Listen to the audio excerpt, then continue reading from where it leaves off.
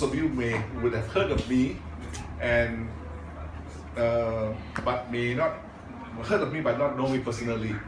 So I was in London for 17 years, where my mom and dad, my late dad, visited me a few times.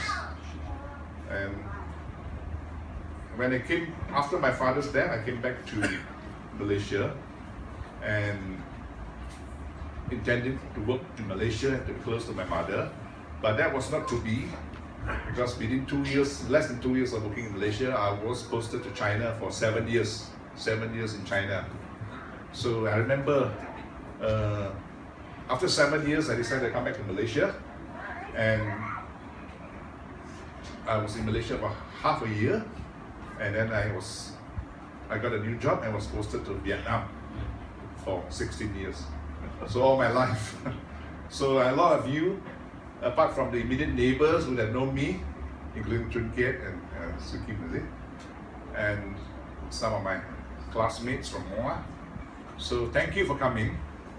A lot of you may know me, but I do not know you. And partly also maybe because dementia has crept in, like as you say, what happened to Madam Singh, who said to my eldest girl Siobhan, asked her 3 times, my Siobhan would prefer to think of my mother's concern, a concern for grandmother for her granddaughter, because those who are in the medical profession will think of it as some sort of early creeping in of dementia. My mother lived a full life, you know, up till the age of 9, she's 92, English under the Gregorian calendar.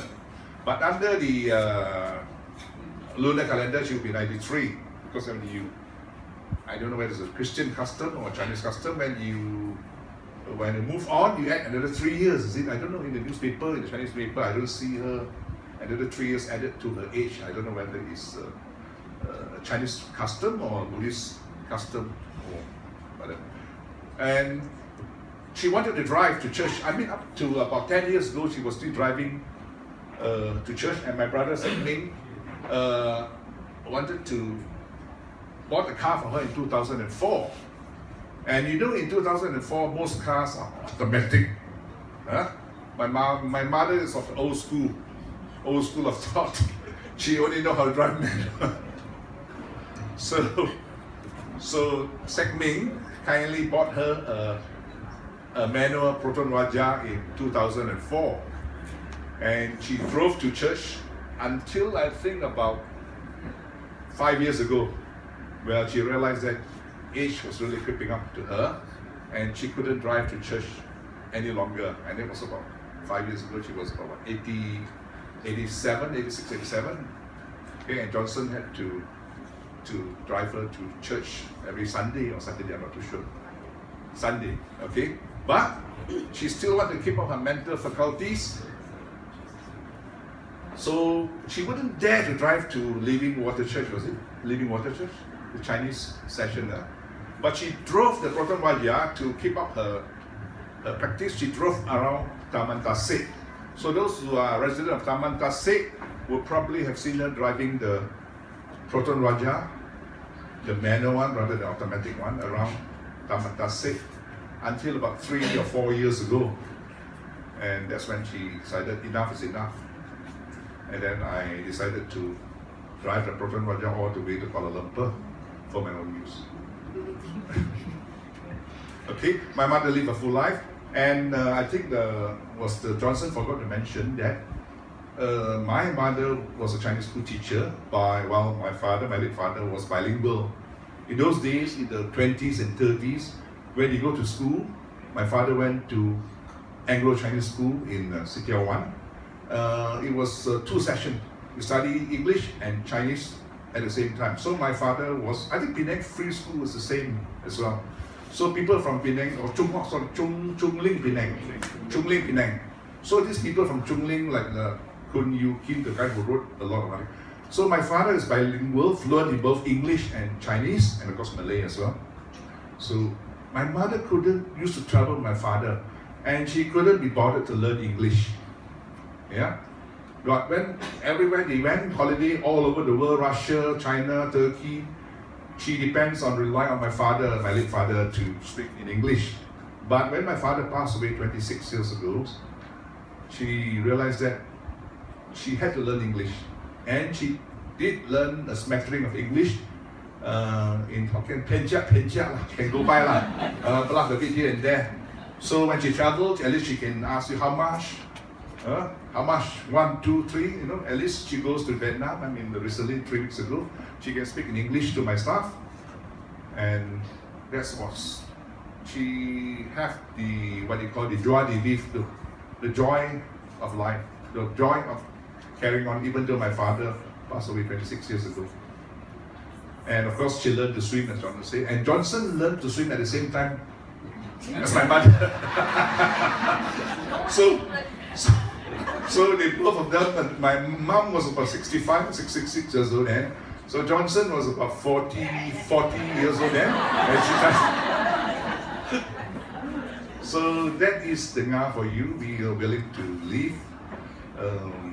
We look forward. There's no point looking back, you know. So thank you all for coming. My relatives from Chamalo, from Singapore, friends from Tamatase, and relatives from Kuala Lumpur, and my in-laws also from Kuala Lumpur. Thank you very much, and thank you to Pastor Elder T. Thank you. It shows you that I'm a prodigal son who has been away for some time. Thank you. I'm sure that you are all tired, and thank you once again for coming. But before I say I end, I want to tell my brother Saxon, don't feel guilty that my mother died in Vietnam under his care, because under my care, if my mother want to eat anything, I say no money to buy for you. Or after one meal, if dinner she says want to go out and eat again, I said no. Whereas my poor Saxon, my brother, when my mother went there, every meal my mother said want to eat. Poor thing, he doesn't know how to say no to my mother. Whereas I'm like my mother, garang, so I said no, cannot. But Saxon gave her 3 weeks of luxurious eating.